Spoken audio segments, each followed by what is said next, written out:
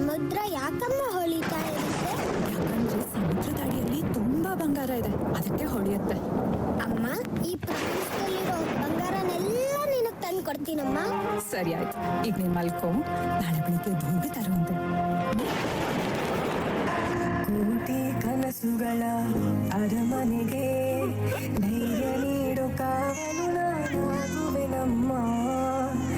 ಭೂಮಿ ನೋಡಿ ಹೂಳು ನೀಗಿಲಿಗೆ ಬಲದಿಹೆಗಳ ನೀಡಲು ನಾನಿರುವೆ ನಮ್ಮ. ಉರಿ ಜ್ವಾಲೆ ಹರಿದು ಸುಡುತ್ತಿದೆ ಜಗವನ್ನೇ ತಣಿಸುವ ಮಳೆಯಾಗವೆ ಕೇಳಮ್ಮ. ಒಂದು ಸಲನಾದ್ರೂ ಇವನು ಹೇಳೋ ಕತೆ ನಿಜ ಆಗ್ಬಿಡ್ಲಿ ಅನ್ನಿಸ್ತಾ ಇದೆ.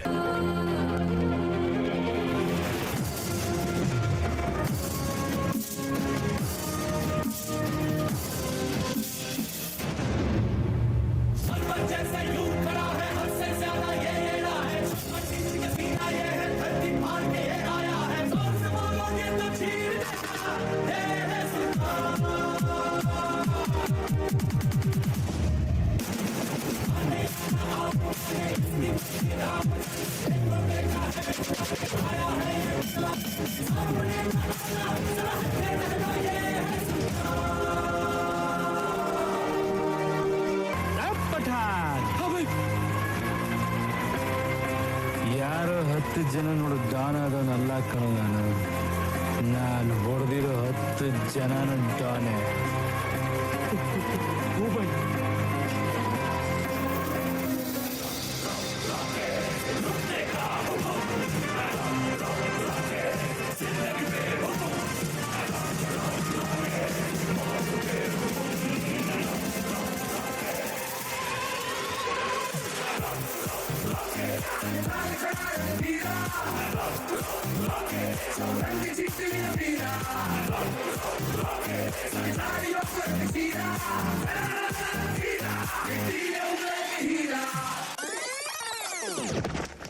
बाबा क्या तेरा बाप का क्या?